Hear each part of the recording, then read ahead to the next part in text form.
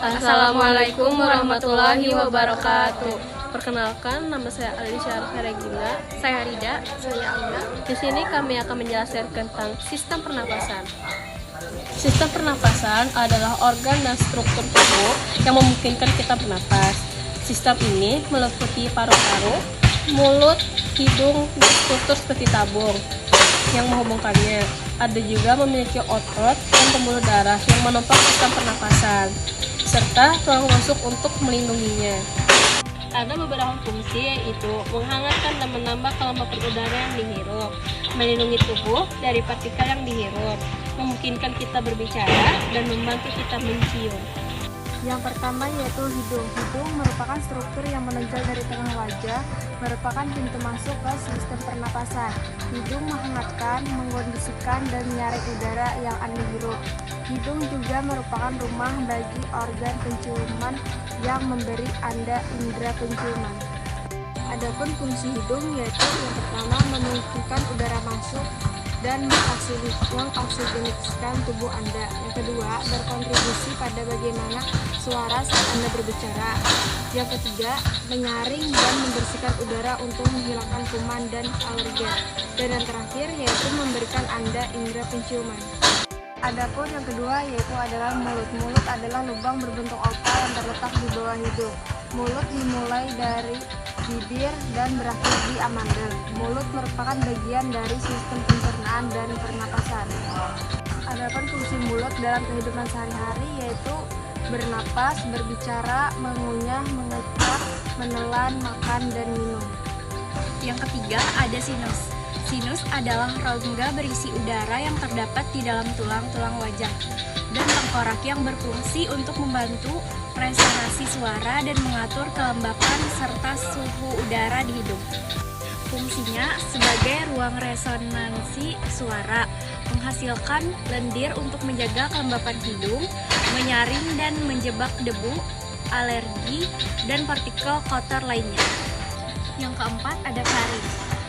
Faring adalah corong otot multifungsi yang membantu Anda bernafas dan menyalurkan makanan serta cairan ke sistem pencernaan. Fungsinya itu mengalirkan udara yang masuk melalui hidung dan mulut ke laring, yang selanjutnya mengalirkan udara ke trakea dan paru-paru, mengantarkan makanan dan cairan ke kerongkongan, yang kemudian meneruskan ke lambung. Lebih dari itu, faring membantu memastikan partikel makanan dan cairan tidak jatuh ke trakea dan paru-paru.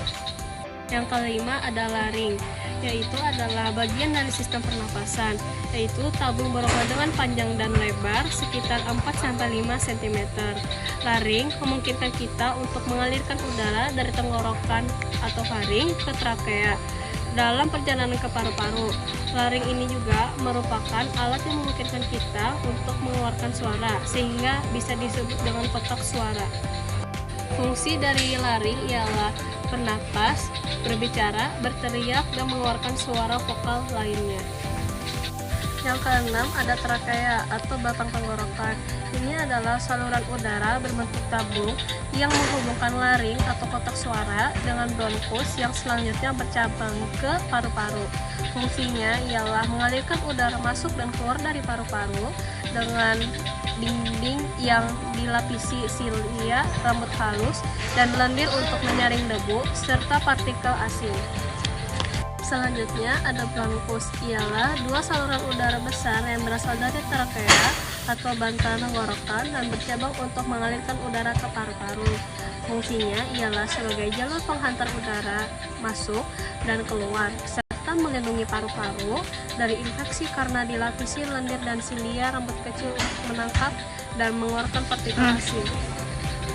Adapun fungsi dari paru-paru yaitu yang pertama pertukaran gas, distribusi oksigen, pengeluaran karbon dioksida, dan yang terakhir yaitu mempertahankan keseimbangan tubuh.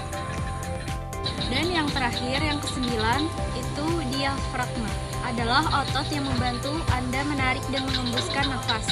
Otot ini tipis, membentuk kubah, ini terletak di bawah paru-paru dan jantung. Otot ini melekat pada sternum, bagian bawah tulang rusuk, dan tulang belakang. Diafragma memisah dada ari rongga perut. Fungsinya, aorta, arteri besar yang membawa darah dari jantung ke seluruh tubuh. esofagus, tabung yang berongga yang menghubungkan tenggorokan ke lambung, makanan dan cairan bergerak melalui esofagus menuju lambung. Vena cava inferior, vena yang membawa darah ke jantung.